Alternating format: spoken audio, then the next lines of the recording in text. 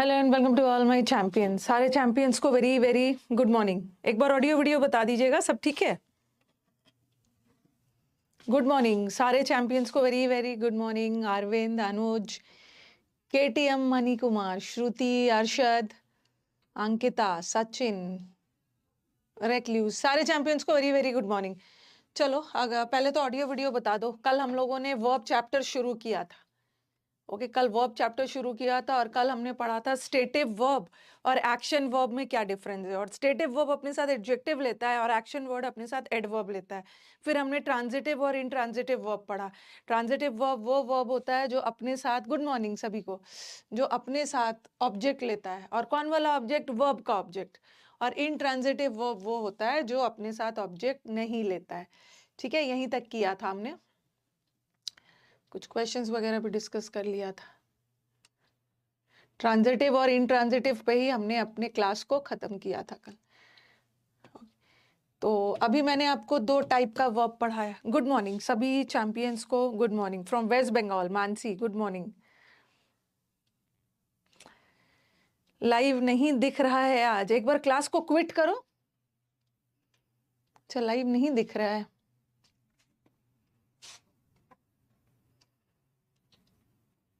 रुको मैं रिफ्रेश करती।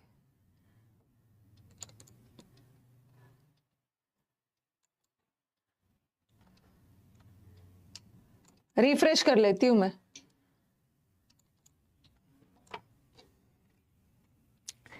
सारे चैंपियंस को very very good morning. Watching वाला मैं बताऊंगी, टेंशन ना लेना। जब मैं आपको टेंस पढ़ाऊंगी ना, अभी बताने लगूंगी तो बहुत ज्यादा टाइम लग जाएगा। सीइंग और वॉचिंग के बीच में डिफरेंस बताऊंगी, हियरिंग और लिसनिंग के बीच में डिफरेंस बताऊंगी, तो वहां पे कर लेंगे, टेंशन नहीं लेना है। मेरी इंग्लिश बहुत वीक है तो इसीलिए आए हो ना। अगर आपकी इंग्लिश स्ट्रांग होती तो बैच में क्यों आते, खुद से कर लेते। वीक है तो इसी को इम्प्रूव करने के लिए आए हैं ना। बट थोड़ा सा अपने आप पे भरोसा रखिए, इंग्लिश आपका सबसे स्ट्रांग सब्जेक्ट बन जाएगा। क्योंकि बच्चों के ही जब मीटअप में आते थे, मैम इंग्लिश मेरा वीक हुआ करता था, लेकिन अब मेरा इंग्लिश सबसे स्ट्रांग पोजीशन बन गया है। तो बैच में रेगुलर रहिएगा, प्रैक्टिस करेंगे, जबरदस्त हो जाएगा, ठीक हो जाएगा, टेंशन नहीं लेना। वीक है तभी तो आए हो। Watching from Kashmir. हाँ, कश्मीर में लास्ट मार्च में कश्मीर गई थी। ठीक है, तो आई इंजॉयड अ लॉट। बट फिर मैंने सोचा कि कश्मीर एक बार जाने की चीज़ नहीं है। कश्मीर दो दो बार विजिट करने की चीज़ है, और दोनों सीजन में। तो मैं तो ठंड में, मतलब मार्च में गई थी, सब जगह स्नो वगैरह था पिछले बार। लेकिन आई एम प्लानिंग कि कभी मैं देखती हूँ, कभी मैं कश्मीर समर में भी आऊंगी। समर का अलग ब्यूटी है, विंटर का अलग ब्यूटी। ओके चलो, तो स्टार्ट किया जाए। PQRS भी स्ट्रांग हो जाएगा। सिलेक्शन लोगे तो क्यों नहीं इंटरव्यू लूंगी, सिलेक्टेड बच्चों का ही इंटरव्यू होता है। और जो बच्चे सेलेक्टेड नहीं होते उससे बात की जाती है कि क्या कमी रह गई, कहाँ पे स्ट्रगल किया, क्यों कम नंबर रह गए, उसे क्लास में हम लोग बात कर लेते हैं। तो चलो स्टार्ट किया जाए। हाँ, कश्मीर लास्ट मार्च में मैं कश्मीर गई थी।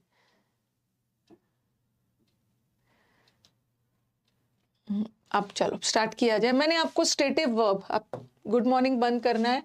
कल मैंने आपको स्टेटिव वर्ब और एक्शन वर्ब के बीच का डिफरेंस बताया था। एक्शन वर्ब के बीच का डिफरेंस बताया था। फिर कल ही मैंने आपको ट्रांजिटिव और इनट्रांजिटिव वर्ब के बीच का डिफरेंस बताया था। जो बच्चे कल की क्लास नहीं देख पाए हैं, देख लीजिएगा। जो बच्चे नए हैं ना, यहीं से स्टार्ट करिए, यहीं से स्टार्ट करिए। और जब भी बीच बीच में छुट्टी मिलती है तो जो भी आपका छुटा हुआ है रिकॉर्डेड कंजंक्शन और सब्जेक्ट वह पार्ट ऑफ स्पीच, उसको कंप्लीट कर लेना। ठीक है, देख लेना। जो भी टॉपिक छूटा है ना, वो तो आप स्मार्ट हो, जो भी टॉपिक छूटा है आप उसको कवर कर लेना, वो कैब का हो चाहे ग्रामर का। आज हम और एक करेंगे। एक और वर्ब होता है ऑक्सिलरी, ऑक्सिलरी वर्ब, और एक होता है मेन वर्ब। ठीक है, इसको बस थोड़ा सा बताना है।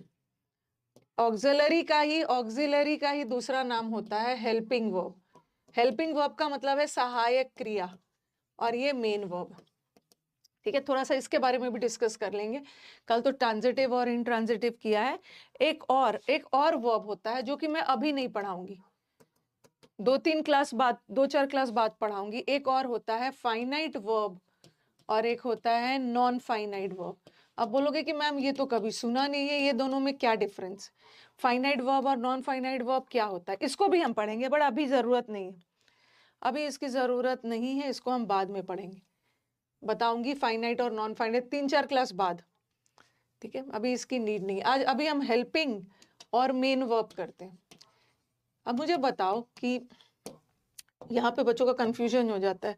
अब मुझे बताओ कि ये जो इज, एम, आर, वॉज, वर, फिर हैज, हैव, हैड, फिर डू, डज, डिड, अब बताओ कि ये हेल्पिंग वर्ब होता है कि मेन वर्ब होता है? कमेंट में बताइएगा। ये सहायक क्रिया होता है या मेन वर्ब होता है? क्या होता है ये तीनों? Is, am, are, was, were, has, have, had, are they helping verbs और आर दे मेन वर्ब्स?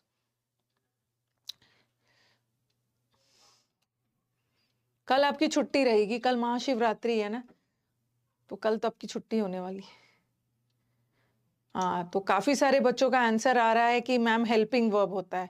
यही गलती हम लोग कर देते हैं कि इज, एम, आर को, हैज, हैव, हैड को हमेशा सहायक क्रिया मानते हैं, हमेशा हेल्पिंग वर्ब मानते हैं, बट ये दोनों होता है। ये हेल्पिंग भी हो सकता है, कभी मैं हेल्पिंग भी बोल सकती हूँ और कभी ऑक्सिलरी भी बोल सकती हूँ, दोनों एक ही है, दोनों का मतलब है सहायक क्रिया। ये हेल्पिंग वर्ब भी हो सकता है और साथ में मेन भी हो सकता है। वो तो सेंटेंस देख के डिसाइड करना है ना कि कहाँ हेल्पिंग है और कहाँ main verb. It can act as both, दोनों हो सकता है, दोनों दोनों सेंटेंस के अकॉर्डिंग हमें देखना है कि कहाँ पे हेल्पिंग है और कहाँ पे main verb. He is good, he is writing a book, he has a pen, he has written, ये दोनों हो सकता है, ठीक है?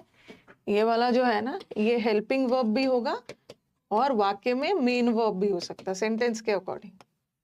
लिखा मैंने, he did the work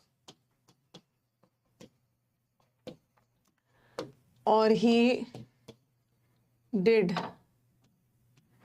not come। तो ये मत सोचना कि ये हेल्पिंग वर्ब ही होगा, ये मेन वर्ब भी हो सकता है, हेल्पिंग भी हो सकता है। पहले आप समझ लो, पहले आप समझ लो, उसके बाद लिखना, सेंटेंस के अकॉर्डिंग डिसाइड करना। ये गुड क्या है? गुड ही की विशेषता बता रहा है, ही प्रोनाउन है और नाउन और प्रोनाउन की विशेषता बताने वाले वर्ड्स एडजेक्टिव है, तो गुड एडजेक्टिव है और ही हमारे वाक्य का सब्जेक्ट है। और यहाँ पे एक ही वर्ब है, इसके बाद दूसरा तो कोई वर्ब आ नहीं रहा है, एडजेक्टिव आ रहा है, इसका मतलब एक ही वर्ब है। और जब वाक्य में इकलौता वर्ब हो, एक ही वर्ब हो, तो वो मेन वर्ब होता है, मेन। बट यहाँ पे देखो, यहाँ पे दो वर्ब है, एक आईएनजी राइटिंग है और एक इज है। तो यहाँ तो इज मेन वर्ब था, बट यहाँ इज ऑक्सिलरी है। अगर दो वर्ब आ गया तो पहला वाला वर्ब ऑक्सिलरी होता है। अगर वाक्य में दो वर्ब आ गया ना, तो पहला वाला ऑक्सिलरी होता है और दूसरा वाला मेन होता है। तो अब देखो, ऊपर वाला इज मेन वर्ब का काम कर रहा है और नीचे वाला इज ऑक्सिलरी का काम कर रहा है। और आप बोलोगे कि मैम हमने एक और वर्ड सुना है, लिंकिंग वर्ब। कुछ नहीं है लिंकिंग वर्ब। जब इज, एम, आर, वॉज, वर, ये सब वर्ब है ना, जब वाक्य में मेन वर्ब का काम करने लगे, ठीक है, तो इसी को हम लिंकिंग वर्ब भी बोल देते हैं। वैसे ये सब एग्जाम में आने वाला है नहीं, लेकिन अब बस ये याद रखो कि मैम आपने लिंकिंग वर्ब नहीं पढ़ाया। बस याद रखो, जब इज, एम, आर, वॉज वाला वर्ब सब वाक्य में मेन वर्ब का काम करे, उसको हम लिंकिंग वर्ब बोलते हैं, ठीक है? लेकिन जब ऑक्सिलरी का काम करे तब वो लिंकिंग नहीं। तो यहाँ का इज मेन हो गया, यहाँ का इज ऑक्सिलरी हो गया। अब देखो, ये पेन क्या है? ये पेन नाउन है। पेन एक वस्तु का नाम है, आर्टिकल लगा है, नाउन है, तो यहाँ पे एक ही हैज है ना, एक ही वर्ब है, एक ही वर्ब है, इसका मतलब है कि मेन है। और यहाँ पे देखो, हैज भी वर्ब है, रिटन भी वर्ब है, तो यहाँ का हैज ऑक्सिलरी है और रिटन मेन हो गया। तो हैज, हैव, हैड ऑक्सिलरी का भी काम कर सकता है, मेन का भी। इज, एम, आर ऑक्सिलरी का भी काम कर सकता है, मेन का भी।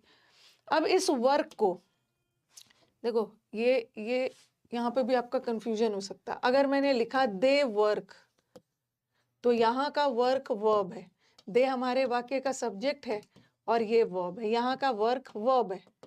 लेकिन अगर मैंने लिखा दे डू द वर्क, तो यहाँ का वर्क अब वर्ब नहीं है।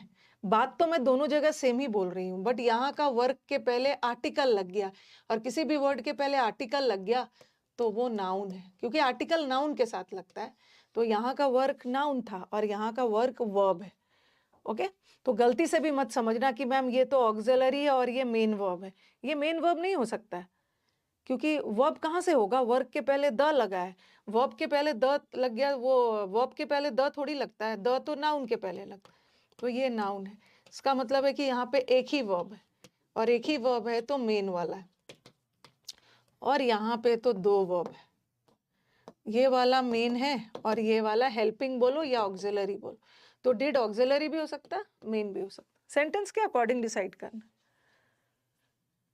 ओके, क्लास नहीं चल रही है, जब भी क्लास नहीं चल रही होती ना, ऐसा कुछ इशू आता है तो क्लास को क्विट करिए।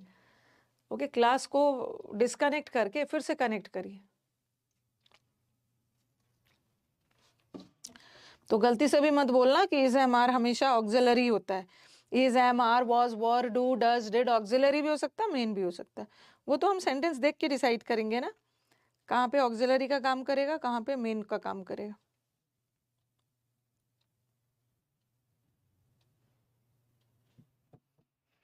ओके, हाँ, आर्टिकल लग गया मतलब नाउन है।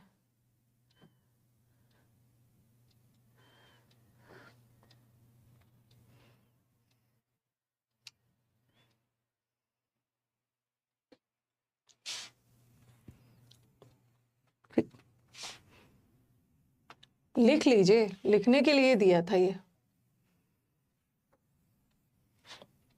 कभी कभी सेंटेंस में 3 वर्ब आ जाता है, जैसे ही has been working for a long time, लंबे समय से काम कर रही। कभी कभी 3 वर्ब भी आता है, अभी तक मैंने 2 ही वर्ब बताया, एक ऑक्सिलरी और मेन। जैसे ही is being taken to the hospital, उसको हॉस्पिटल ले जाया जा रहा है। तो यहाँ पे 3 वर्ब आ गया, एक वर्ब ये है, एक ये है और एक ये है। ये दोनों ऑक्सिलरी है, ये भी ऑक्सिलरी, ये भी ऑक्सिलरी और लास्ट वाला मेन। अगेन यहाँ भी ये भी ऑक्सिलरी सहायक क्रिया, ये भी ऑक्सिलरी और लास्ट वाला मेन। तो कभी कभी सेंटेंस में 4 वर्ब नहीं डालेंगे, 3 वर्ब आ सकता है। 3 वर्ब भी आ गया तो पहला 2 ऑक्सिलरी और बाद में वाला मेन वर्ब।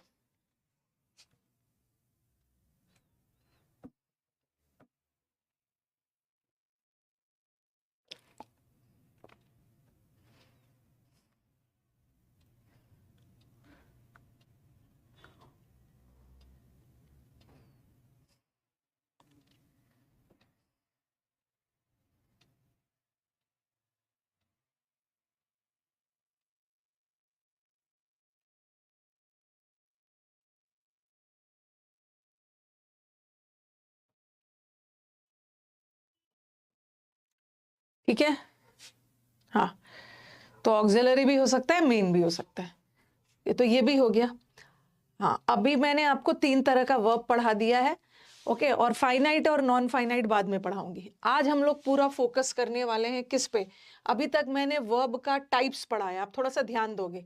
वर्ब का टाइप्स पढ़ाया, अब मैं वर्ब के रूप पढ़ाऊंगी, वर्ब का फॉर्म्स पढ़ाऊंगी, फॉर्म्स ऑफ वर्ब्स। इस पे एकदम ध्यान देना है, क्योंकि इस पे बेस्ड भर भर के क्वेश्चंस आने वाले। अभी हमने वर्ब का टाइप पढ़ा था, टाइप का मतलब है वर्ब के प्रकार, फाइनाइट वर्ब, नॉन फाइनाइट, वो तो बाद में पढ़ाऊंगी। Auxiliary, main verb, transitive verb, intransitive verb, stative verb और एक्शन वर्ब। अब हम वर्ब के रूप पढ़ेंगे। वर्ब के कुल मिला के 5 फॉर्म्स है। एक है V1, एक है V2, ध्यान से सुनना जरा है, इधर उधर कमेंट्स मत करना। एक है V4 और एक है V5।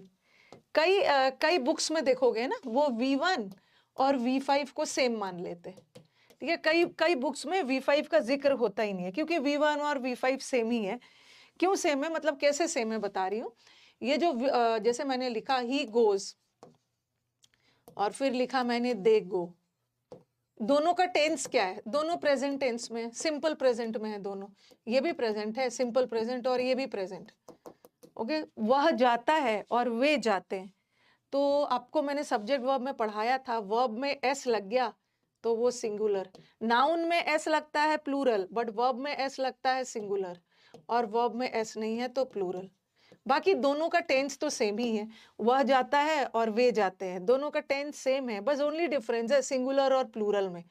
तो ये V5 क्या, ये V1 क्या होता है, वर्ब का प्लूरल फॉर्म।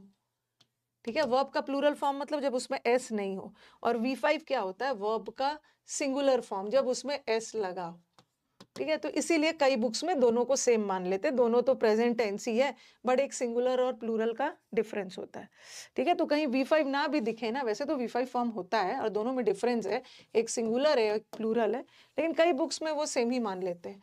अब आ जाओ, अब आपके दिमाग में आएगा ना कि मैम ये V1 क्या होता है, क्योंकि हमने तो स्कूल में ऐसे ही रट लिया है, go, went, gone, write, wrote, written. ठीक है, ऐसा टाइप से आपने याद कर लिया, write, wrote, written, begin, began, begun, लेकिन एग्जैक्टली ये सब होता क्या है। ओके, देखो ये जो V1 है ये भी प्रेजेंट है, और ये जो V5 है ये दोनों सेम है, ये भी प्रेजेंट है, दोनों प्रेजेंट है, दोनों प्रेजेंट है, बट दोनों में डिफरेंस क्या है, ये प्रेजेंट टेंस का प्लूरल फॉर्म है। प्लूरल मतलब समझ रहे हो, वो प्लूरल कब होता है। ठीक है, ये सिंपल प्रेजेंट है। ठीक है, सिंपल प्रेजेंट लिखिए, प्रेजेंट मत लिखिए क्योंकि प्रेजेंट कंटिन्यूअस भी तो होता है। ये सिंपल प्रेजेंट में है, ये भी प्रेजेंट टेंस में है। दोनों में के डिफरेंस क्या है कि ये प्रेजेंट टेंस का प्लूरल है, वर्ब प्लूरल कब होता है, जब उसमें एस ना हो, और ये प्रेजेंट टेंस का सिंगुलर है। जब मैंने आपको सब्जेक्ट वर्ब पढ़ाया था तो बार बार यही पढ़ा रही थी ना, नाउन में एस लगता है तो प्लूरल बनता है, और वर्ब में एस लगता है तो सिंगुलर बनता है। तो वर्ब का दोनों सिंपल प्रेजेंट टेंस है, बट ये प्लूरल फॉर्म में है, ये सिंगुलर है। प्लूरल फॉर्म में कब होता है, जब उसमें एस ना हो, गो हो गया, जैसे मैंने लिखा गो लिख दिया, जैसे मैंने लिख दिया फिनिश लिख दिया।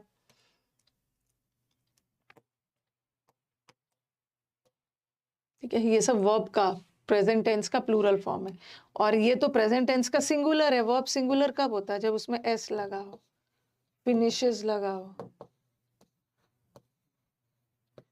ऐसा वर्ड सब लगा हो।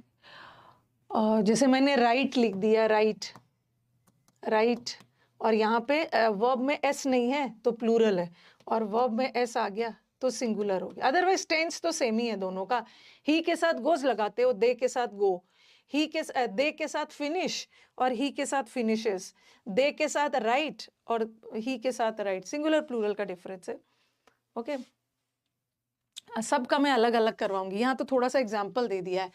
और V2 क्या है, V2 इज पास्ट टेंस, सबको मैं अलग अलग करवाऊंगी। V2 इज पास्ट टेंस, तो गो का पास्ट क्या बनता है, वेंट।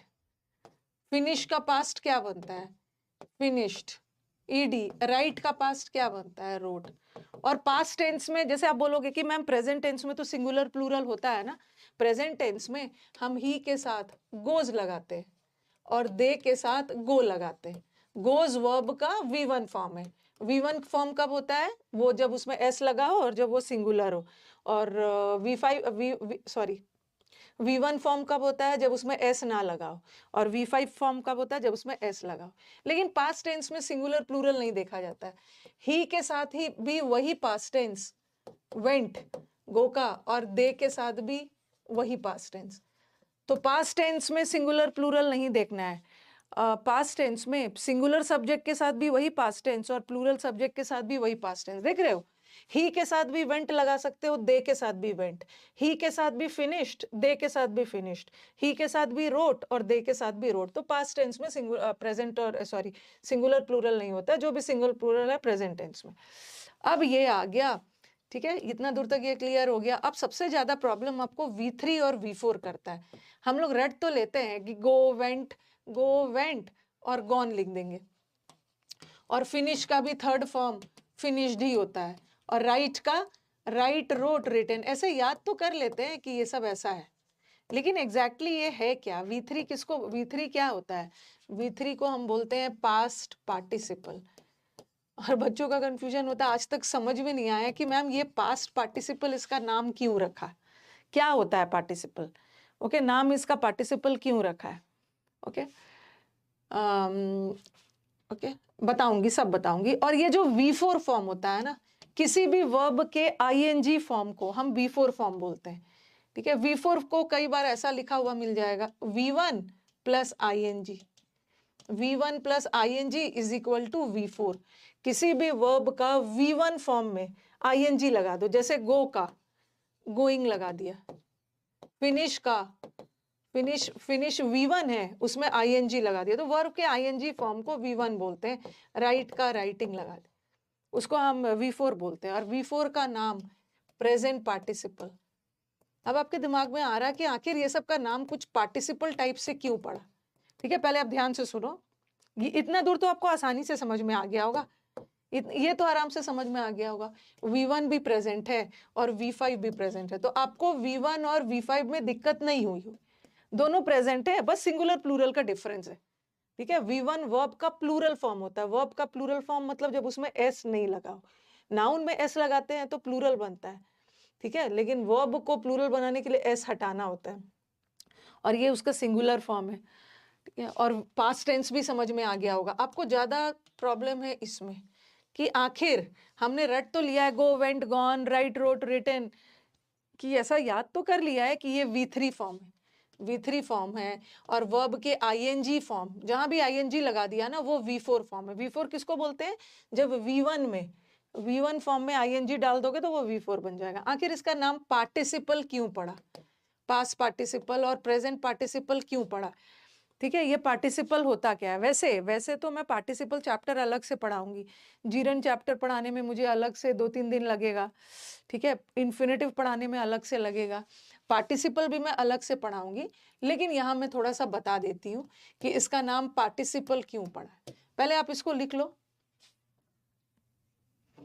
ठीक है, इसको आप लिख लीजिए पहले। अब यहां से ना वर्ब को अच्छे से समझना है।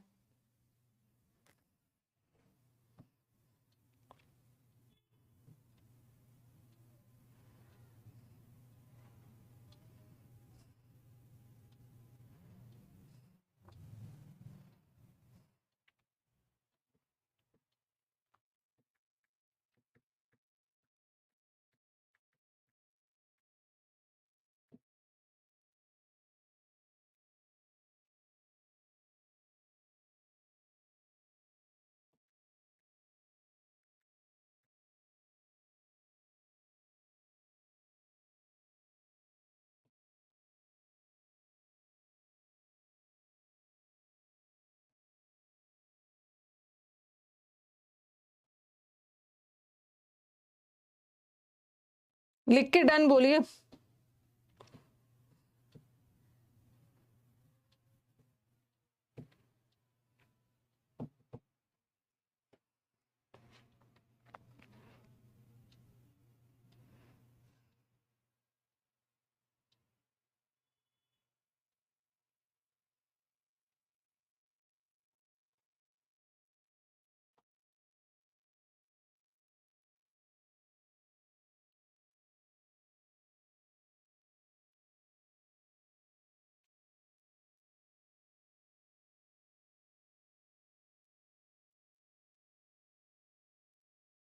अरे सबका बफरिंग नहीं हो रहा है।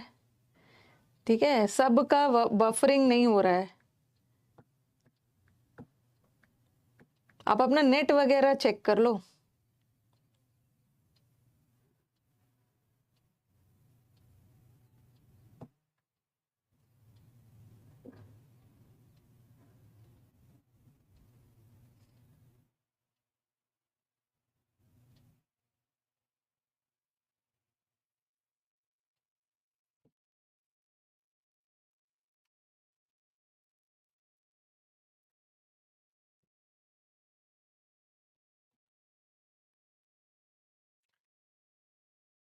मैंने तो अब रिफ्रेश कर लिया है सबका, मैंने अपनी साइड से रिफ्रेश कर लिया है, सबका नेट में दिक्कत हो रही कि मेरे नेट का स्ट्रेंथ ठीक दिख रहा है। मेरा नेट का स्ट्रेंथ ठीक बता रहा है।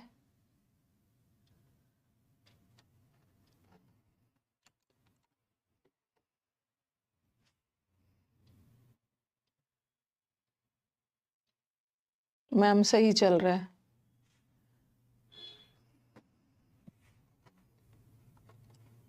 रिफ्रेश कर लेती हूँ आप लोग के कहने पे एक बार।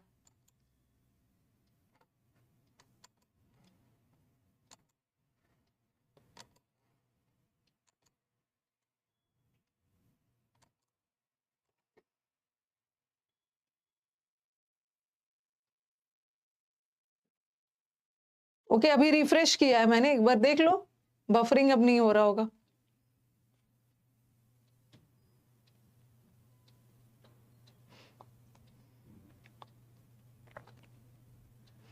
ऑल ओके, चलो ये वाला लिख लिया। अब मुझे थोड़ा सा आपको बताना है, ये सारा खेल ना ये प्रॉब्लम करता है, सारा कंफ्यूजन इन दोनों में है। V1 में कंफ्यूजन नहीं है, V2 में नहीं है, V5 में नहीं है, सारा ड्रामा यही करता है। तो एग्जैक्टली ये जो V3 और V4 का नाम पार्टिसिपल क्यों पड़ा, ठीक है, अभी मैं थोड़ा सा समझाऊंगी। पार्टिसिपल को डिटेल में पढ़ाऊंगी जब पार्टिसिपल चैप्टर पढ़ाऊंगी, और पार्टिसिपल से कैसे कैसे एरर आता है। बस अभी मुझे बताना है ना कि V3 को प्रेजेंट पास्ट पार्टिसिपल क्यों बोला गया और V4 को प्रेजेंट पार्टिसिपल क्यों बोला गया। ठीक है, सारा ड्रामा यहाँ का है कि मैम ये जो V3 है ना, आज तक समझ में नहीं आया कि इसका नाम पास्ट पार्टिसिपल दिया है। हमने तो रट लिया है, रोट, रिटेन और वो सब वाला V3 होता है, गॉन, रिटेन ये सब V3 है, और गोइंग और ये राइटिंग ये सब प्रेजेंट पार्टिसिपल है। जो भी ING है ये प्रेजेंट पार्टिसिपल। आखिर इसका नाम पार्टिसिपल क्यों पड़ा, सबसे पहले तो बताना है कि पार्टिसिपल होता क्या है। ठीक है, पार्टिसिपल क्या होता है। पार्टिसिपल का कभी कभी हम एक और नाम दे देते हैं जिसका नाम है वर्बल एडजेक्टिव। पार्टिसिपल को हम वर्बल एडजेक्टिव भी बोलते हैं। अब आप बोलोगे कि मैम इसको वर्बल एडजेक्टिव क्यों बोलते हैं। ओके, V3 V4 वही समझा रही हूँ। ओके, पार्टिसिपल नहीं, when noun act as a verb participle, इतना पीटूंगी ना अवेंजर, गलत गलत चीज बताओगे।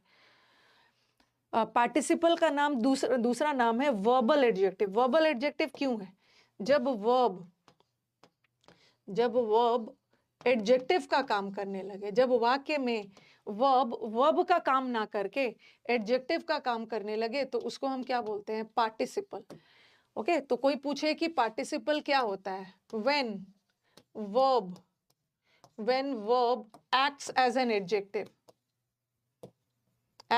एडजेक्टिव, जब वर्ब एडजेक्टिव का काम करने लगे, जब वर्ब का काम ना करके वाक्य में किसी की विशेषता बताने लगे, तो उसको हम पार्टिसिपल बोलते हैं। और पार्टिसिपल को वर्बल एडजेक्टिव भी बोलते हैं।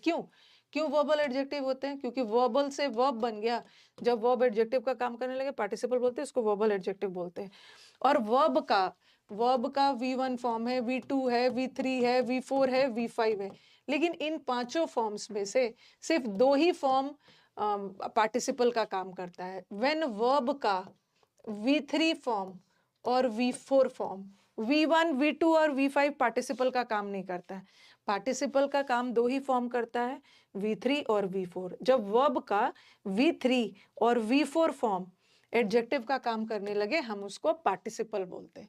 ठीक है, तो वर्ब का V3 फॉर्म पार्टिसिपल का काम करता है और वर्ब का V4 फॉर्म पार्टिसिपल का काम करता है। अब दिमाग में आएगा मैम कुछ एग्जांपल्स दीजिए, दूंगी, और ये भी बताऊंगी कि इसका नाम पास्ट और इसका प्रेजेंट क्यों पड़ा है। ठीक है, जब वर्ब एडजेक्टिव का काम करने लगे उसको हम पार्टिसिपल बोलते हैं, पार्टिसिपल या वर्बल एडजेक्टिव भी बोलते हैं। और वर्ब का जो 5 फॉर्म्स है ना, उसमें से दो ही फॉर्म एडजेक्टिव का काम करता है, या तो V3 या तो V4। ओके, बस मुझे बताना है कि उसका नाम मतलब पास्ट पार्टिसिपल और प्रेजेंट पार्टिसिपल क्यों पड़ा। मैंने लिखा he has broken the glasses.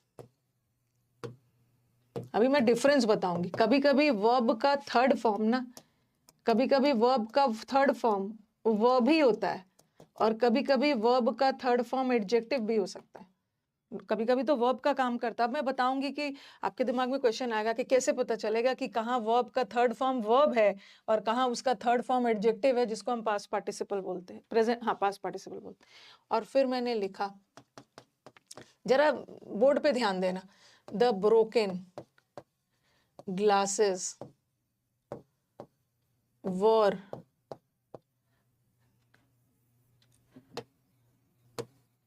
Board पे ध्यान दो, द ब्रोकन ग्लासेस डिटेल में पढ़ाऊंगी जब पार्टिसिपल चैप्टर पढ़ाऊंगी, बस अभी मुझे बस बताना है उसका नाम पार्टिसिपल क्यों पड़ा।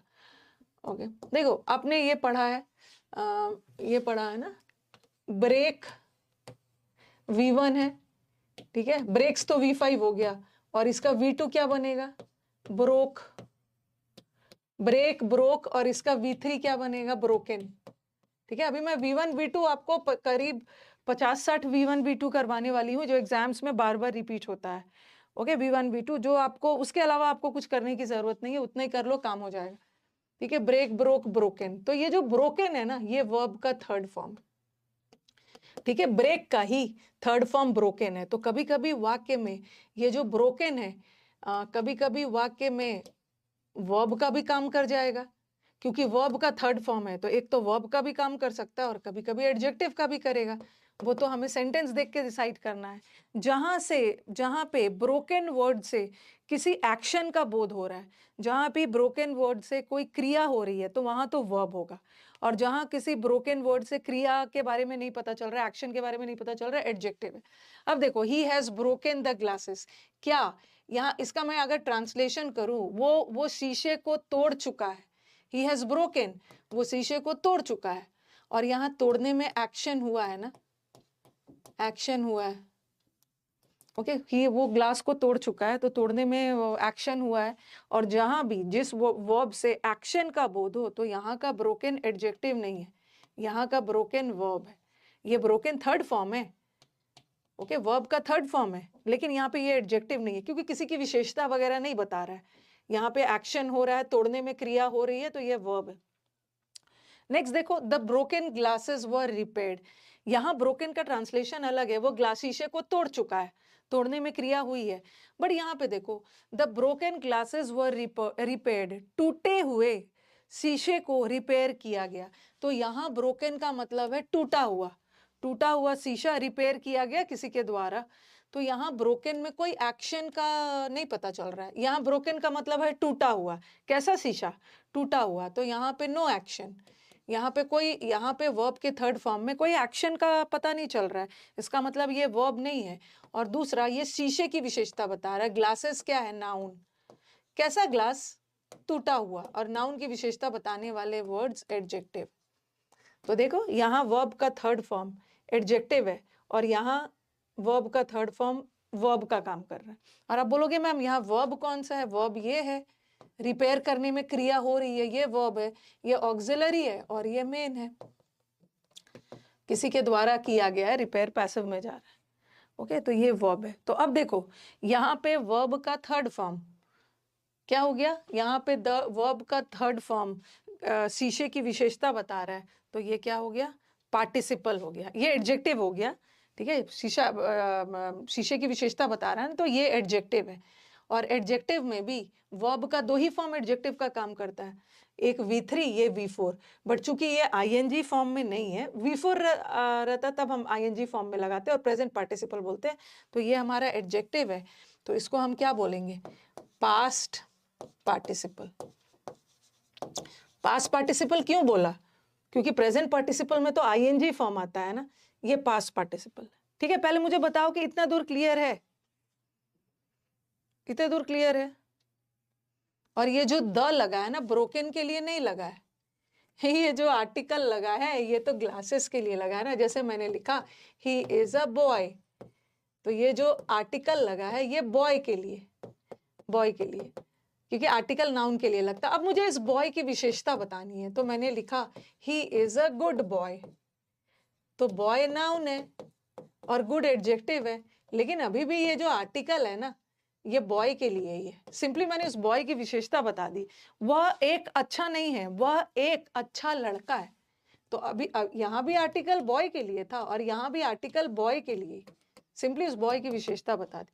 तो ये जो द लगा है, आर्टिकल लगा है, ये शीशे के लिए लगा है, द ब्रोकन के लिए नहीं लगा है, द शीशा कोई खास ग्लास है जिसको तोड़ा, ग्लासेस के लिए लगा।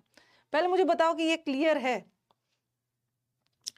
ये क्लियर है? पहले मुझे बताओ।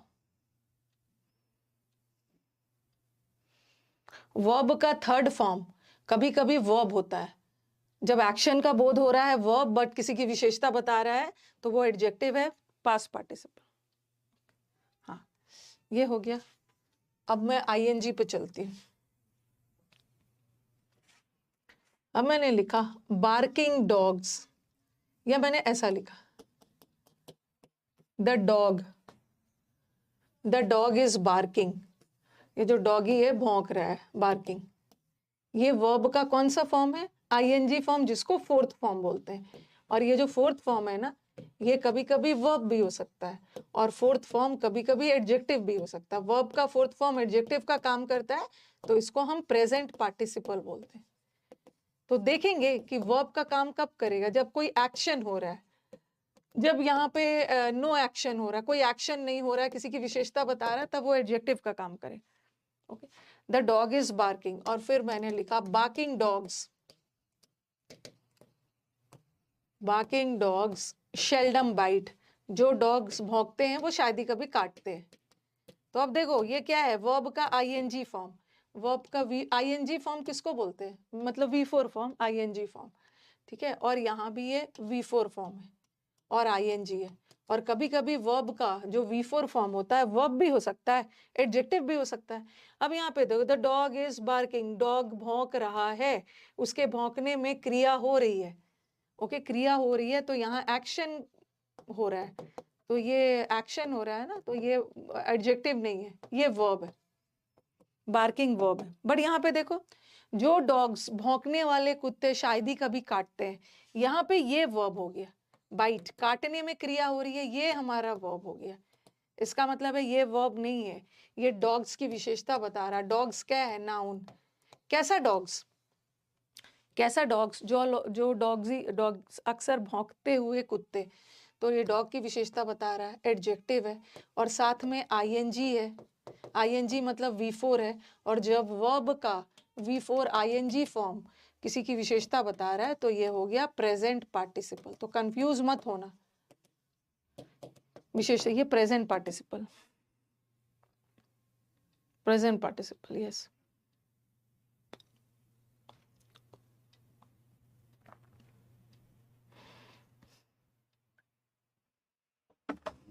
विकास बोला ना, आज देखो तो क्लास में कुछ प्रॉब्लम है क्या?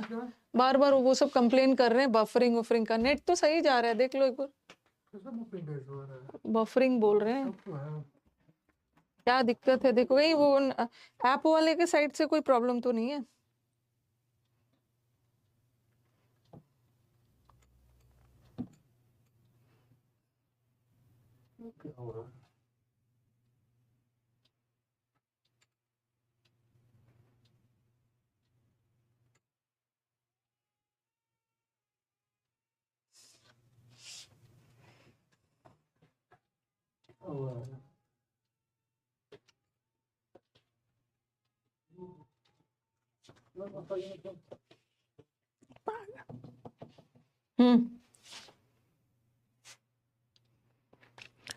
अभी ठीक है, हमारे साइड से तो ठीक ही है। हाँ, वो सर फिर क्या हुआ था सर, वहाँ कोई इशू आ रहा था, अब ठीक हो रहा था। रिफ्रेश किया मैं, रिफ्रेश तो मैंने भी कितनी बार किया है। पता नहीं क्या कि किसी को बोल रहे हैं कि आपकी आवाज रिपीट हो रही है।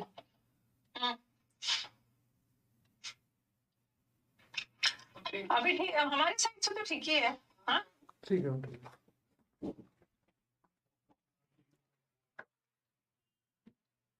ठीक है। हाँ, तो वर्ब का V3 फॉर्म एडजेक्टिव का भी काम कर सकता है और वर्ब का V4 फॉर्म भी एडजेक्टिव का काम कर सकता है। और एक चीज मैं और बता दूं, तो आप बोलोगे कि मैम जैसे ही इज गुड, और फिर मैंने लिखा ही इज स्मार्ट, फिर मैंने लिखा शी इज ब्यूटीफुल, तो ये भी तो एडजेक्टिव ही है, गुड भी ही की विशेषता बता रहा है, ये भी एडजेक्टिव है। और ही की विशेषता बता रहा स्मार्ट है, ये भी एडजेक्टिव है। शी सुंदर है, ये भी एडजेक्टिव है। ये सब भी तो एडजेक्टिव है, लेकिन हम इसको क्या पार्टिसिपल बोल सकते हैं? इसको हम पार्टिसिपल बोल सकते हैं, मेरे को बताओ। अभी मैं फिर से बताऊंगी, आप पहले एक कंफ्यूजन आएगा, ma'am good, bad, beautiful, intelligent, courageous, better, bad, worst, ये सब भी तो एडजेक्टिव होता है, तो इसको हम पार्टिसिपल बोल सकते हैं? इसको पार्टिसिपल नहीं बोल सकते। क्यों? क्योंकि पार्टिसिपल होने के लिए ना सबसे पहले तो उसको वर्ब होना होगा। जब वर्ब एडजेक्टिव का काम करने लग जाए तब हम उसको पार्टिसिपल बोलते हैं। ठीक है, वर्ब एडजेक्टिव का काम करने लग जाए तब हम पार्टिसिपल बोलते हैं। बट गुड कहीं से वर्ब नहीं है, स्मार्ट कहीं से वर्ब नहीं है, ब्यूटीफुल भी कहीं से वर्ब नहीं है, तो इसको हम पार्टिसिपल नहीं बोलेंगे, इसको हम सिर्फ एडजेक्टिव बोलेंगे। क्योंकि पार्टिसिपल होने के लिए उस वर्ब का या तो वर्ब का V3 फॉर्म या तो वर्ब का V4 फॉर्म जब एडजेक्टिव का काम करता है तो उसको हम पार्टिसिपल बोलते हैं। बट ये जो गुड, स्मार्ट या ब्यूटीफुल है, ये सब कहीं से भी वर्ब नहीं है। ओके, ये तो एकदम असली वाला एडजेक्टिव है। तो ये जो एडजेक्टिव है ना, ये असली वाला एडजेक्टिव है, और ये जो पार्टिसिपल है ये नकली एडजेक्टिव है, चाइनीज एडजेक्टिव है। चाइनीज एडजेक्टिव नकली एडजेक्टिव है। नकली एडजेक्टिव क्यों है? क्योंकि उसमें वर्ब का मिलावट है, उसमें वर्ब की मिलावट है कि होता तो वो वर्ब है बट दिखावा करता है एडजेक्टिव होने का। बट ये सब तो प्योर एडजेक्टिव है। ओके, बट इसमें मिलावट है, इस एडजेक्टिव में वर्ब का मिलावट है। और कौन वाला वर्ब? V3 और V4 वाला। ठीक है, अभी जीरन का नाम नहीं लेंगे, जीरन का नाम कोई नहीं लेगा आगे। आगे पहले से पढ़ चुके हो और बाकी बोल बोल के बाकी सारे बच्चों को भी कंफ्यूज करोगे। मैं जीरन पढ़ाऊंगी। अब मैंने लिखा, ये देखो, मैंने लिखा the country is developing, country develop कर रहा है हमारा। फिर मैंने लिखा he has developed the software, उसने इस सॉफ्टवेयर को डेवलप किया है, बनाया है। फिर ये लिखा, फिर मैंने लिखा, बस याद रखो ना कि ये जो वर्ब का V3 फॉर्म कभी कभी वर्ब होता है और कभी कभी एडजेक्टिव होता है। उसी तरह V4 भी कभी कभी वर्ब होता है और कभी कभी एडजेक्टिव होता है। अब मुझे बोलोगे मैम कैसे पता चलेगा कहाँ वर्ब है और कहाँ एडजेक्टिव है? जब ये सब V3 से किसी एक्शन का पता चल रहा है तो वो वर्ब है, और कोई एक्शन का पता नहीं चल रहा है, किसी की विशेषता बताई जा रही है, तो वो एडजेक्टिव हो गया। He has developed the software. फिर मैंने लिखा द डेवलप्ड कंट्रीज, एक ही सेंटेंस में दोनों दे रही हूं। The developed countries should help the developing countries, developed countries को डेवलपिंग कंट्रीज की मदद करनी चाहिए। जो डेवलप हो चुका है उनको, जो कंट्रीज अभी डेवलप कर रहा है, अभी लिखना नहीं, उसको उसकी मदद करनी चाहिए। अब देखो, एक मिनट, ये जो डेवलपिंग है ING फॉर्म है, ये वर्ब का V4 फॉर्म है। और वर्ब का V4 फॉर्म कभी कभी तो वर्ब होता है और कभी कभी पार्टिसिपल होता है। वर्ब के V4 फॉर्म को कौन सा पार्टिसिपल बोलते हैं? Present participle. V4 वाले को प्रेजेंट पार्टिसिपल बोलते हैं और V3 वाले को पास्ट पार्टिसिपल बोलते हैं। तो अब आपके दिमाग में कैसे पता चलेगा मैम कहाँ वर्ब है और कहाँ प्रेजेंट पार्टिसिपल है? ओके, तो अब सेंटेंस जरा देखो, सेंटेंस देखो। द कंट्री इज डेवलपिंग, क्या इस डेवलपिंग में एक्शन का के बारे में पता चल रहा है? हो रहा है ना, हमारा कंट्री डेवलप हो रहा है, मतलब डेवलपमेंट का कार्य चल रहा है। कोई भी चीज चल रहा है, कंटिन्यूएशन में चल रहा है, कंटिन्यूएशन में हो रहा है, इसका मतलब है कोई एक्शन हो रहा है, कोई क्रिया कंटिन्यूएशन में चल रहा है। तो यहाँ का डेवलपिंग पार्टिसिपल नहीं है, किसी की विशेषता नहीं बता रहा, यहाँ का डेवलपिंग एक्शन बता रहा है। तो यहाँ का डेवलपिंग वर्ब है, वर्ब है, वर्ब है, वर्ब है। नीचे वाला देखो, he has developed the software, तो ये भी तो वर्ब का थर्ड फॉर्म है। और वर्ब का थर्ड फॉर्म या तो वर्ब होगा या तो एडजेक्टिव होगा।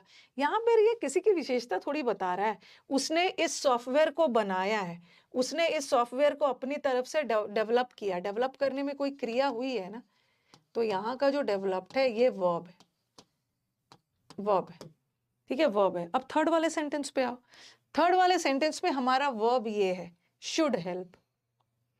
शुड हेल्प, ये मैं मॉडल वर्ब आपको पढ़ाऊंगी। मॉडल वर्ब्स ऑक्सिलरी होते हैं, सहायक क्रिया, और उसके बाद मेन वर्ब आता है। तो हमें तो अपना वर्ब मिल गया, ठीक है, हमें तो इस वाक्य में तो वर्ब ये हो गया। इसका मतलब है ये जो V3 है ये वर्ब नहीं है, ये जो ing है V4 ये भी वर्ब नहीं है, क्योंकि हमारा वर्ब तो ये है शुड हेल्प, हेल्प करने में क्रिया हो रही है, ये वर्ब है। और यहाँ का जो डेवलप्ड है ना, यहाँ पे कोई क्रिया नहीं बताया जा रहा है, यहाँ कोई एक्शन नहीं हो रहा है, यहाँ पे बता रहा है कैसा कंट्री, कंट्रीज की विशेषता बताई जा रहा है ना, कैसा कंट्रीज जो डेवलप हो चुका है। तो कंट्रीज नाउन है और नाउन की विशेषता बताने वाले वर्ड्स एडजेक्टिव है। और दूसरा कि वर्ब का थर्ड फॉर्म एडजेक्टिव का काम करने लगे तो उसको हम क्या बोलते हैं, पास्ट पार्टिसिपल, ठीक है। और यहाँ भी कंट्रीज क्या है, नाउन, कैसा कंट्री, यहाँ तो वो कंट्री जो डेवलप हो चुका है, और यहाँ पे कौन सा कंट्री जो डेवलप कर रहा है, ठीक है। तो यहाँ पे वर्ब कंट्रीज की विशेषता बता रहा है, ये भी एडजेक्टिव है, लेकिन ये वर्ब का ing फॉर्म है, और जब ये एडजेक्टिव का काम कर रहा है तो इसको हम बोलेंगे प्रेजेंट पार्टिसिपल, ठीक है। कंट्री की विशेषता बता रहा है ना, तो एडजेक्टिव है, प्रेजेंट पार्टिसिपल। अब मैं आपको थोड़ा सा बता देती हूँ, वैसे डिटेल में हम लोग पढ़ेंगे कि मैम प्रेजेंट पार्टिसिपल और पास्ट पार्टिसिपल में डिफरेंस क्या है। इसका नाम है तो दोनों पार्टिसिपल, क्योंकि विशेषता बता रहा है तो ये पार्टिसिपल है। पास्ट पार्टिसिपल में काम हो चुका है, ठीक है। हम पास्ट पार्टिसिपल का यूज कब करते हैं, जब एक्शन कंप्लीट है। और यहाँ पे प्रेजेंट पार्टिसिपल है, मतलब एक्शन इनकम्प्लीट, मतलब यहाँ पे अभी इनकम्प्लीट है, इनकम्प्लीट है मतलब कंट्रीज का डेवलप होने का काम अभी हुआ नहीं है, चल रहा है। जैसे बार्किंग डॉग्स, डॉग्स भौंकते हुए डॉग्स, तो कब प्रेजेंट यूज होता है, कब पास्ट यूज होता है ना, वो सब हम पढ़ेंगे जब हम पार्टिसिपल पे पढ़ेंगे, ठीक है। अभी मेरे को बताओ कि ये समझ में आ गया कि V3 का नाम पार्टिसिपल क्यों पड़ा और V4 का नाम पार्टिसिपल क्यों पड़ा। पार्टिसिपल एडजेक्टिव होता है, ठीक है, और वर्ब, इन ये दोनों का ही नाम पार्टिसिपल क्यों पड़ा, क्योंकि वर्ब का थर्ड फॉर्म एडजेक्टिव का काम करता है और वर्ब का फोर्थ फॉर्म भी एडजेक्टिव का काम करता है। और कभी कभी तो ये वर्ब भी होता है, कब वर्ब होगा कब पार्टिसिपल होगा ये मैंने बता दिया। ओके, आगे बढ़े आप। डेवलप कंट्रीज, कैसा कंट्रीज जो डेवलप हो चुका है, कैसा कंट्रीज जो अभी भी डेवलप हो रहा है, ये सब वर्ब मानेंगे ही नहीं, ये हमारा वर्ब है, इसका मतलब है ये सब वर्ब नहीं। आगे बढ़े,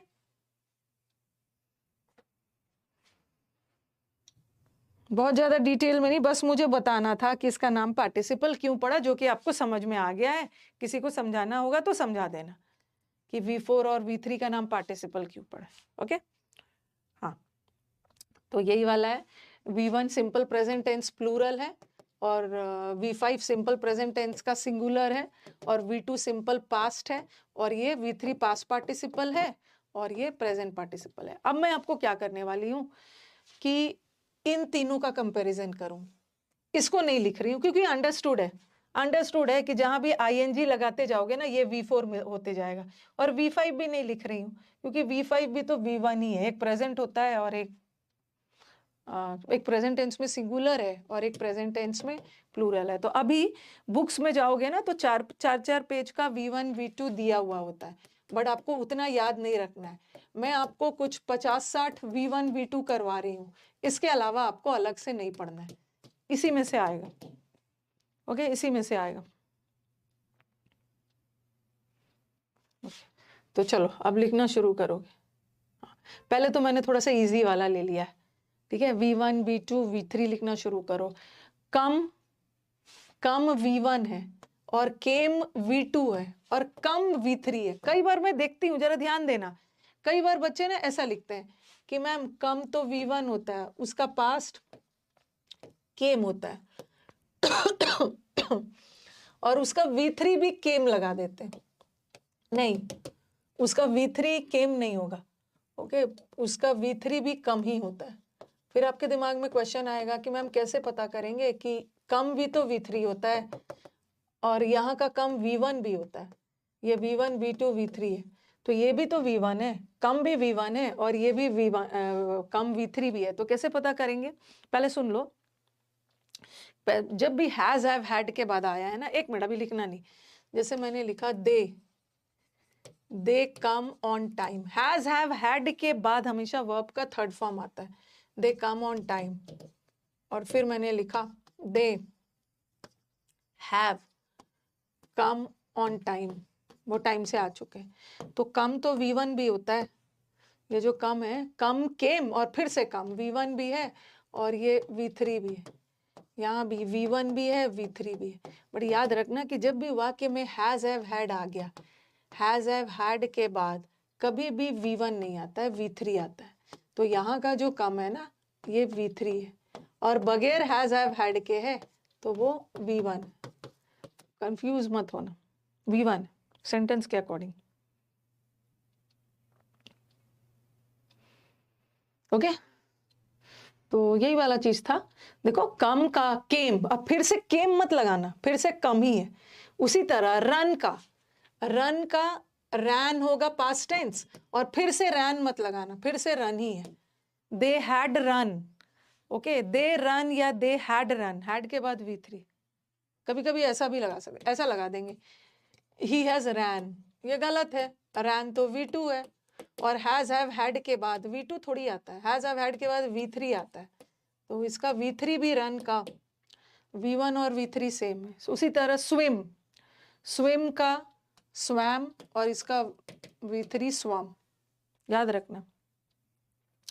वॉज और वर के बाद में जब थोड़ा सा एक्टिव पैसिव करवाऊंगी ना, वॉज वर के बाद V3 भी आता है पैसिव में, और वॉज वर के बाद सब करवाऊंगी, ING भी आता है एक्टिव में। वो भी एक ऐसा चैप्टर है ना, एक ही जगह सब नहीं पढ़ लोगे।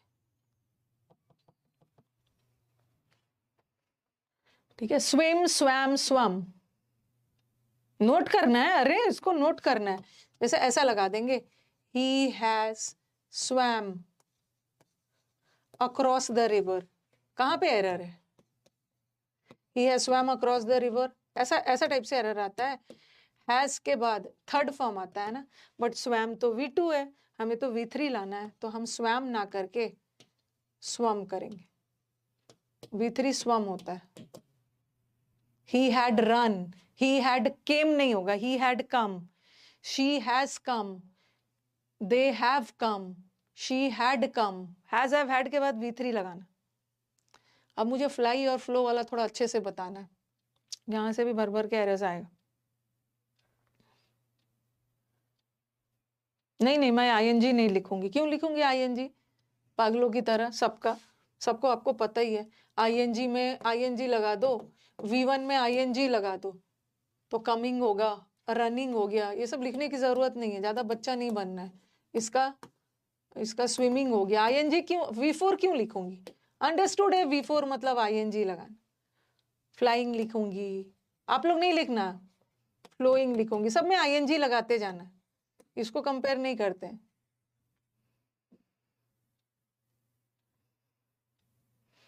नोट्स खाली छापना है, अरे नोट्स को ऐसा बनाओ जहां से एरर्स आता है, बच्चों की तरह हम सब लिखेंगे।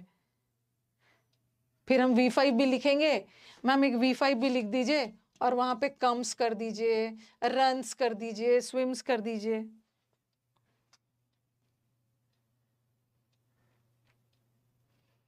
कल की आपकी on the occasion of Mahashivratri, कल आपकी छुट्टी रहने वाली है, और आपका बैच भी ऐसे टाइम पे है ना, पूजा पाठ वाले टाइम पे, अच्छे से शिव जी की सब पूजा करेंगे।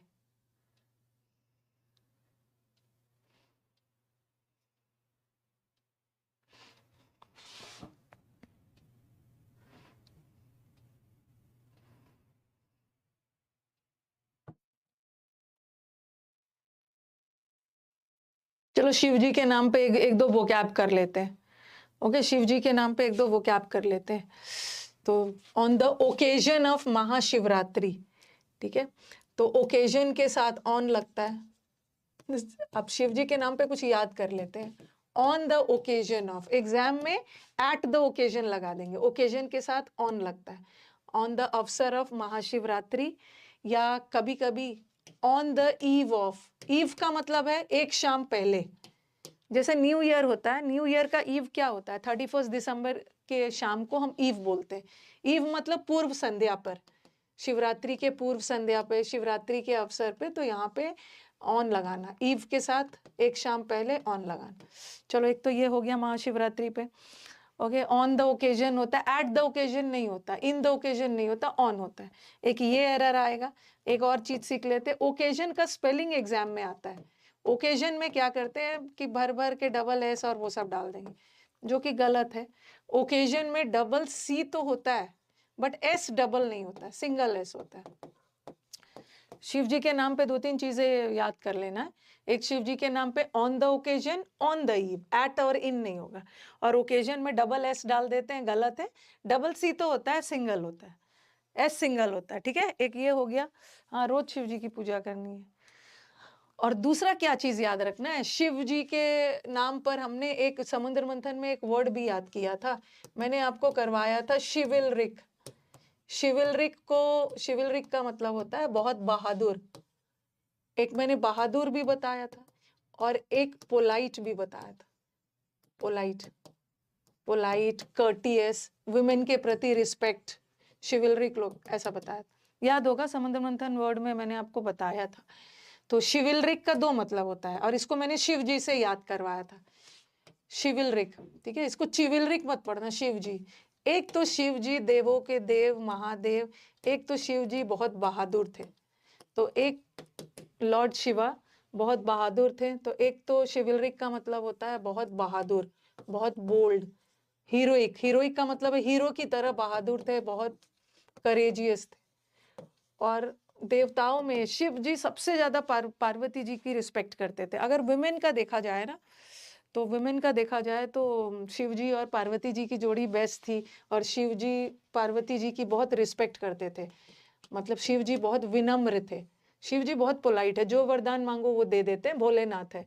और बहुत कर्टियस भी है। शिव जी को वुमेन के प्रति रिस्पेक्ट भी थी। तो एक शिविलरिक लोग हम उसको भी बोलते हैं, जिसको वुमेन के प्रति रिस्पेक्ट हो, रिस्पेक्ट टुवर्ड्स वुमेन, वही होता है, वुमेन के प्रति रिस्पेक्ट है, पोलाइट है। तो शिव जी के नाम पे 2 वर्ड कर लेना। ठीक है, हाँ, शिवरात्रि। ऑडेशियस वर्ड में करवाया था मैंने यहाँ। और आज तो टेस्ट भी लेने वाली हूँ, और आज आपका समुद्र मंथन का बैच है, ये क्लियर कर दूं। वैसे मैं ट्यूसडे को क्लोज टेस्ट और PQRS वाला बैच लेती हूँ, लेकिन आज मैंने समुद्र मंथन का बैच लिया है।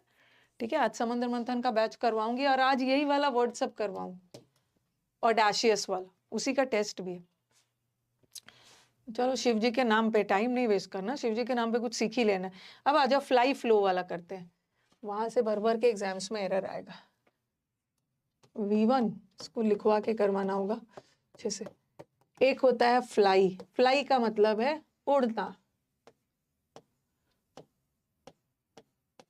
और फ्लो का मतलब है बहना, नदी फ्लो करता है।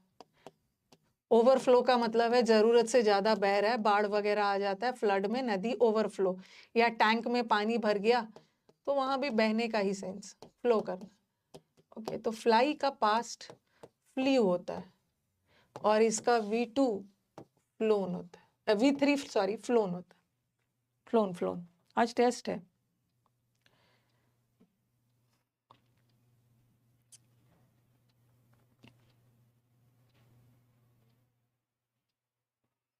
ओके, और फ्लो का, बहने वाले का फ्लोड होगा, फ्लोड। और ओवरफ्लो में भी तो बहने का ही सेंस है, इसको पहले लिख लो आप, ओवरफ्लोड। और V3 भी इसका ओवरफ्लोड होगा, ओवरफ्लो। हाँ हाँ, आज टेस्ट है ना। आज ऑडेशियस वर्ड का कल ही तो बोला था मैंने बैच में, ऑडेशियस का टेस्ट।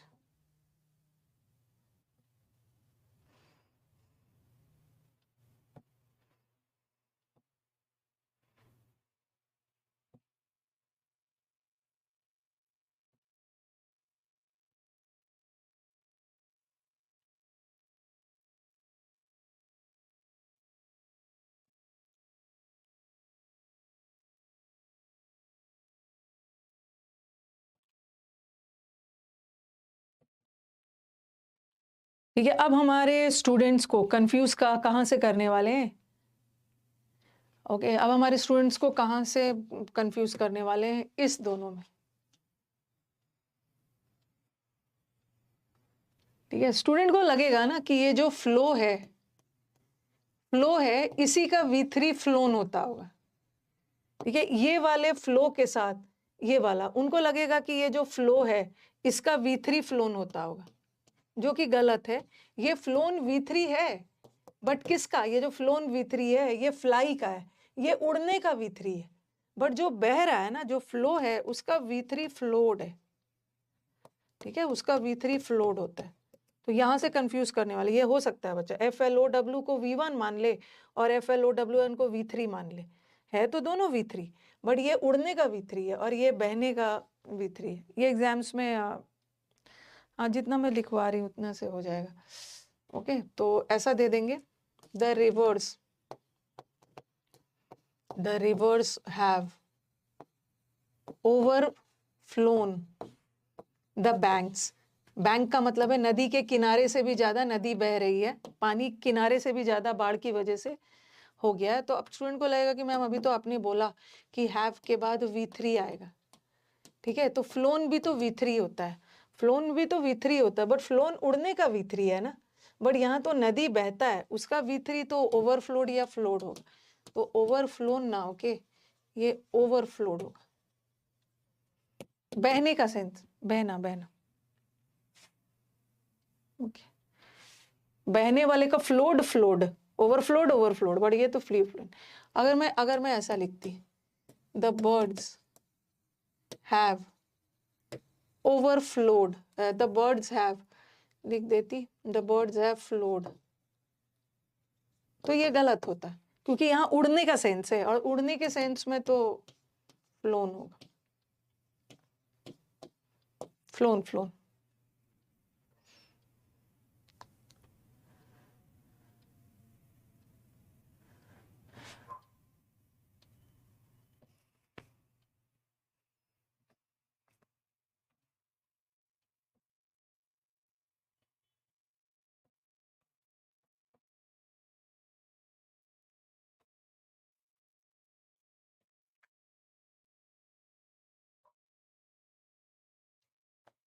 ओके, कभी कभी हम कुछ फ्रेज में भी यूज कर देते हैं, ठीक है, लेकिन वहां फ्रेज में अलग मीनिंग जाता है, पता ही नहीं चलता है। How time flies, time flies very quickly. तो आप बोलोगे कि मैम फ्लाई करना, फ्लाई करने का V5 है फ्लाइज, तो यहाँ उड़ने का सेंस थोड़ी है, ये एक फ्रेज है। टाइम कहाँ से उड़ेगा? पक्षी उड़ते हैं, बर्ड्स उड़ते हैं, बट एक बोलने का तरीका है, मतलब टाइम कितना जल्दी उड़ जाता है, टाइम कितना जल्दी उड़ने का सेंस नहीं है, टाइम कितना जल्दी बीत जाता है। तो यहाँ अलग सेंस में टाइम फ्लाइज, टाइम ना कितना जल्दी बीतता है।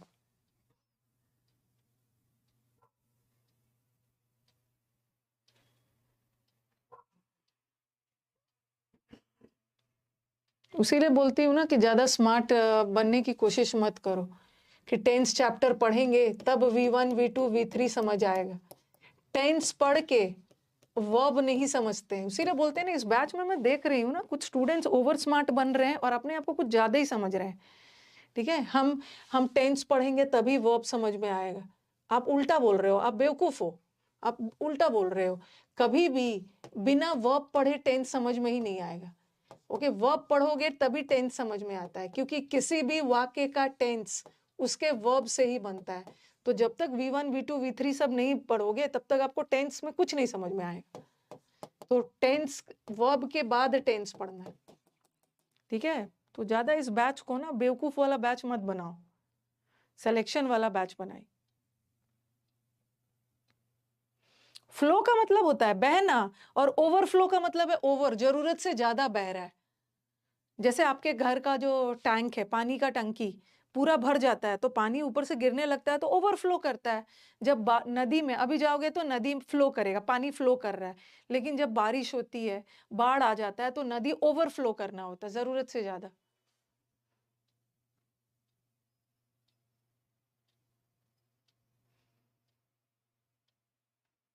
ओके, तो ओवरफ्लो का मतलब है जरूरत से ज्यादा।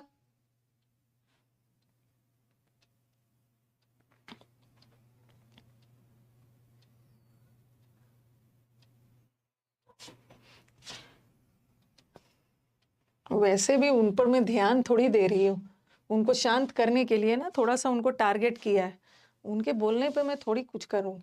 और इतना जान लो, मेरा नेचर है, मुझे लाख कुछ भी बोलो, I am a very indifferent person, कोई फर्क ही नहीं पड़ता अनटिल एंड अनलेस कोई जेन्युइन डाउट आ रहा है।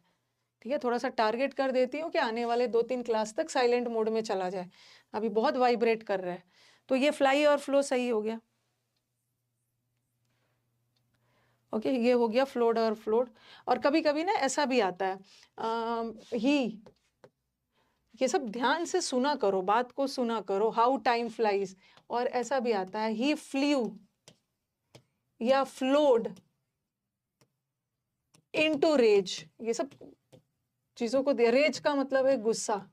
ये एक फ्रेज है, इडियम और फ्रेजेस जो होते हैं ना, इसको आप बदल नहीं सकते, वो उसी वर्ड से बना हुआ है। जैसे 9-2-11 होना, 9-2-11 होना, तो आप बोलोगे मैम 8-3-11 होता है। अरे 8-3 नहीं कर सकते हैं, वो मुहावरे 9-2 के साथ ही बना हुआ है। तो वही फ्ल्यू इनटू रेज, इसका मतलब है उड़ने का सेंस में नहीं है। फ्ल्यू इनटू रेज का मतलब है बहुत ज्यादा गुस्से में आ गया, तो इस वर्ड के साथ, फ्ल्यू वर्ड के साथ बना है। ओके, फ्ल्यू वर्ड, फ्लोड के साथ नहीं है, फ्लोड नहीं होगा, बहा नहीं, बहने का सेंस नहीं है। ही फ्ल्यू इनटू रेज। जैसे अगर वो हर दिन गुस्सा होता है, जैसे जैसे मैंने लिखा दे फ्लाई, तो यहाँ उड़ने का सेंस नहीं, दे फ्लाई इनटू रेज, मतलब हर दिन गुस्सा हो जाते हैं। अगर पास्ट टेंस है तो फ्लाई का पास्ट फ्लोड तो नहीं होता, दे फ्ल्यू इनटू रेज। तो ये जो रेज है ना, वो ये एक मुहावरे हैं, एक फ्रेज है जो फ्लाई और फ्ल्यू के साथ ही बना है। ठीक है, तो आप बोलोगे कि मैम यहाँ उड़ने का सेंस कहाँ जा रहा है, गुस्से में उड़ गया है। अरे ये मतलब गुस्से में बहुत ज्यादा गुस्सा हो गया है, तो उस सेंस में बना। फ्लो फ्लाइड मत लगाना, फ्लोन वाला मत लगाना, फ्लोट के साथ नहीं बना।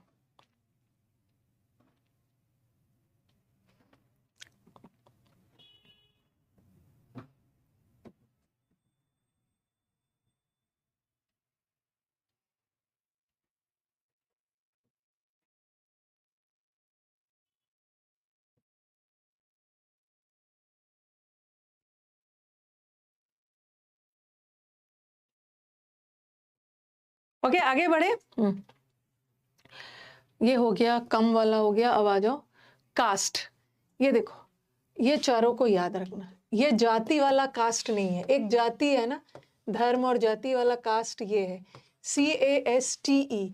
और ये जाति वाला कास्ट इज अ नाउन, और नाउन का V1 V2 V3 नहीं बनता है, वर्ब का बनता है।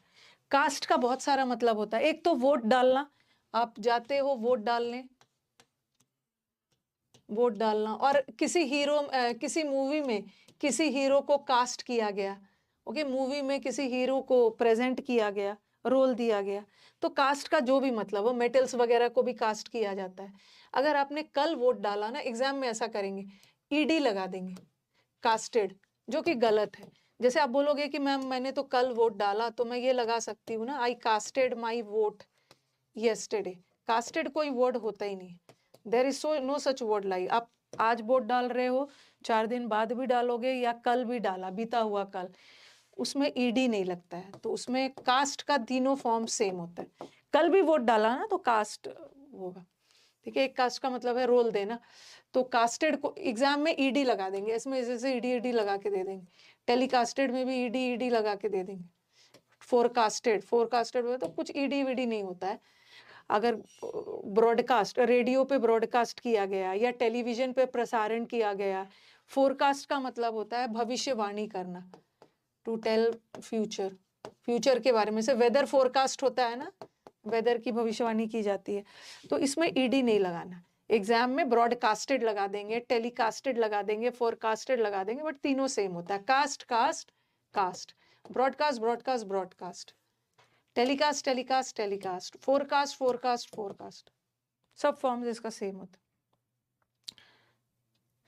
केमिस्ट्री में भी आपने पढ़ा होगा, मेटल्स वगैरह को कास्ट किया जाता है, जैसे द न्यूज या द प्रोग्राम लिख लो,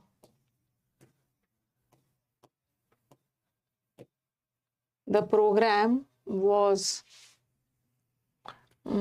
telecasted yesterday, कल इस प्रोग्राम का सीधा प्रसारण लाइव टेलीकास्ट हुआ, तो आपको लगेगा जो काम कल हुआ उसमें ईडी लगा के पास्ट करेंगे, बट टेलीकास्टेड कोई वर्ड नहीं होता है। इसका प्रेजेंट V1 V2 V3 सब सेम होगा।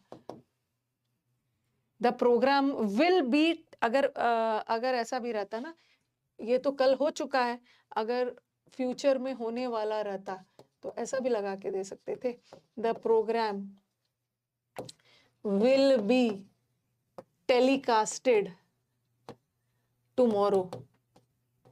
ठीक है, ईडी लगा, कल प्रोग्राम का सीधा प्रसारण होगा, तो यहां भी ईडी मत लगाना।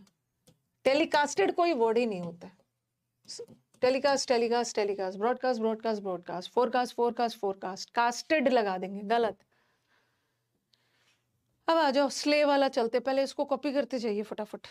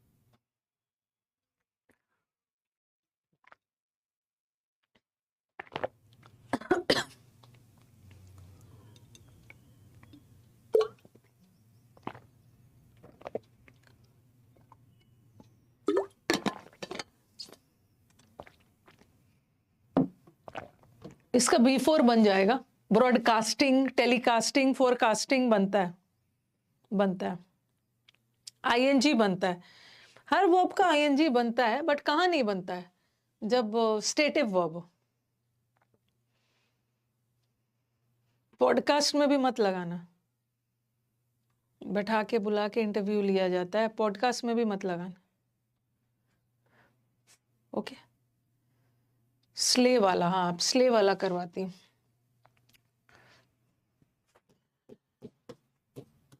ज्यादा क्वेश्चन क्लास में नहीं पूछिए, जब डाउट हो तभी पूछिए। स्ले, स्ले का मतलब होता है कत्ल करना, किसी को किल करना, तलवार वगैरह से कत्ल करना, मार देना। स्ले का पास्ट टेंस स्लीव होता है, और इसका V3 स्लेन होता है, स्लेन स्लेन।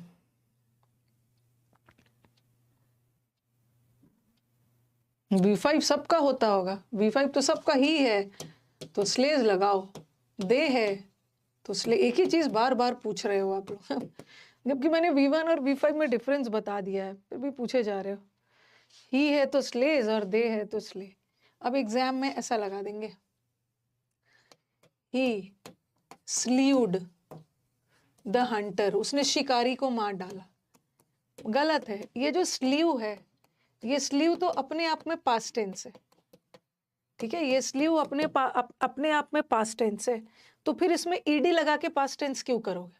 क्योंकि ये तो अपने आप में पास्ट है, तो ईडी मत लगाओ। ये मत समझना ना कि ये प्रेजेंट है, इसका पास्ट स्लीव्ड होगा और इसका V3 स्लेन होगा, नहीं, ये अपने आप में पास्ट टेंस है, तो ईडी नहीं लगाओगे। जिसका प्रेजेंट स्ले होता है, स्ले स्लीव स्लेन।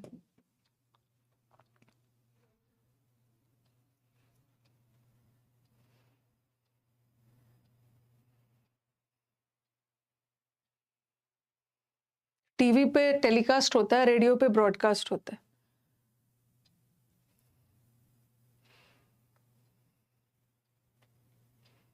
अभी मैं रुको, एक दूसरे का कमेंट ही नहीं देख पाए।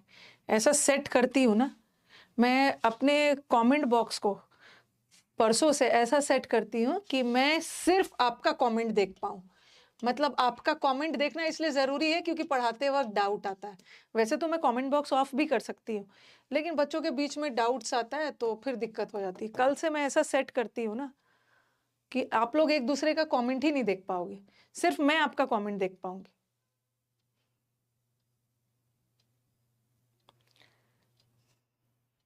ओके, ऐसा भी आ सकता है। कभी कभी पैसिव में, एक्टिव से पैसिव बनाते समय, पैसिव में याद रखना, पैसिव में अभी मैं एक्टिव पैसिव भी थोड़ा बहुत आपको करवाऊंगी, लेकिन याद रखना जब भी हम पैसिव बनाते हैं ना, तो पैसिव में हमेशा वर्ब का थर्ड फॉर्म लगता है। ऐसा लगा दिया मैंने, ही हैज बीन। और कभी कभी ऐसा भी करते हैं, हाँ, ही स्लेड द हंटर, इसने शिकारी को मार डाला। स्लेड वर्ड नहीं होता है, ठीक है। स्ले में ईडी लगा के पास्ट टेंस नहीं बनाओगे, ओके, आप स्लीव लगाओगे। ये तो कभी कभी स्ले का पास्ट टेंस स्लेड लगा देते हैं, जो कि गलत है, स्लीव होगा। कभी कभी ऐसा भी पेपर में दे देते हैं स्लीव्ड, जो कि गलत है, स्लीव ही होगा, क्योंकि स्लीव तो अपने आप में पास्ट टेंस, ओके।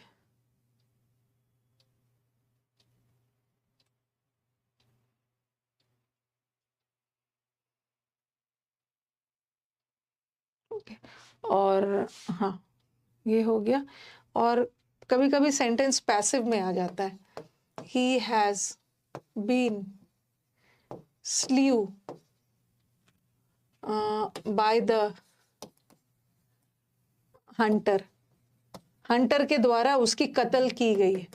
बाय लगा है ना, ओके। ही ने कोई काम नहीं किया, शिकारी ने आके उसको मार डाला, बाय लग गया है, इसका मतलब है सेंटेंस पैसिव जा रहा है। और पैसिव में हमेशा वर्ब का थर्ड फॉर्म आता है, स्लेन। स्लेन होगा, स्लेन, स्लीव नहीं होगा।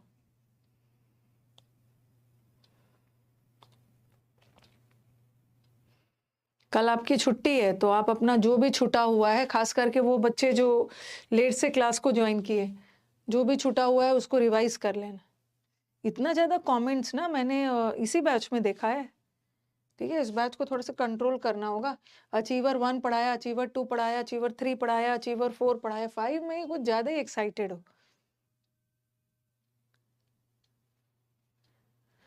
तो स्ले वाला हो गया, ठीक है। स्ले वाला का क्वेश्चन कैसे कैसे आएगा बता दिया।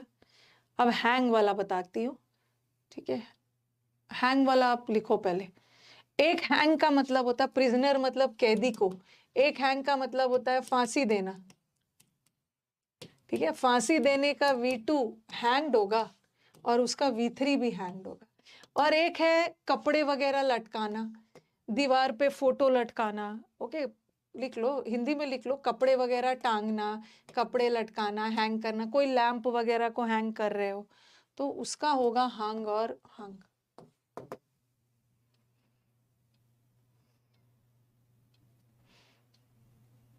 बफरिंग हो रहा है आज, पता नहीं कुछ तो प्रॉब्लम है क्लास में। यहीं पे खत्म करती हूँ आज, जबकि देखती हूँ क्लास खत्म होने के बाद क्या दिक्कत है।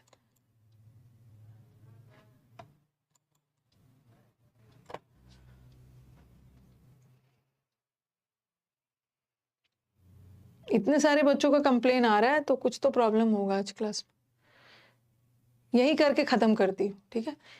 ये वाला हम लोग परसों करेंगे। ये वाला पहले लिखो, कपड़े वगैरह को हैंग करना में हंग लगाना, और फांसी वाला में हैंग्ड टिल डेथ। हंग टिल डेथ नहीं होता।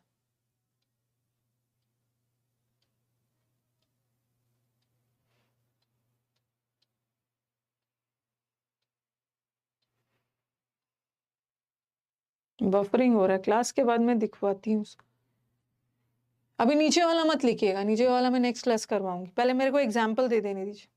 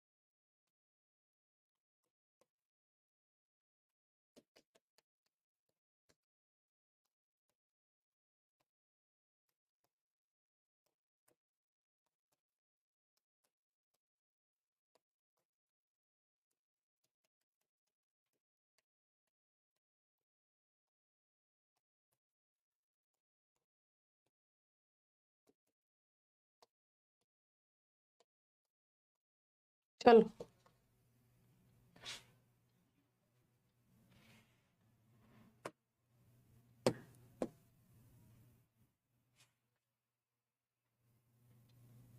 एग्जाम्पल नोट करना है।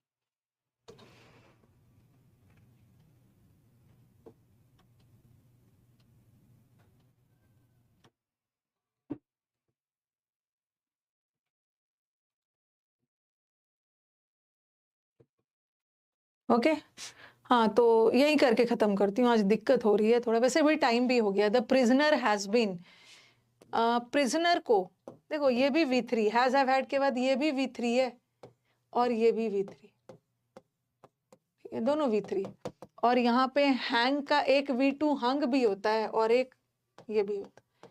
तो कैदी को फांसी दी गई है, और फांसी देने के सेंस में ये तो कपड़े फोटो का वाला का है ना, फांसी देने के सेंस में ये, और यहाँ पे रस्सी में कपड़ों को लटकाया गया, फांसी तो नहीं दी गई है, कपड़े लटकाए गए।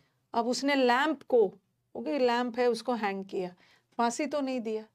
अब यहाँ पे मीनिंग थोड़ा अलग आ रहा है, उसका मुंह लटक गया शर्मिंदगी में, he hanged his face in shame, उसने शर्मिंदगी से फांसी नहीं लगाया, शर्मिंदगी से उसका मुंह लटक गया, तो ही हंग हिज फेस, हंग, हैंग्ड नहीं हो।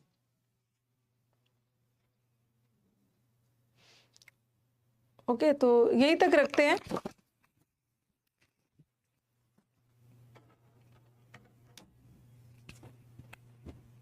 He hung his face, फांसी का सेंस नहीं है, शर्मिंदा होकर मुंह लटका लिया।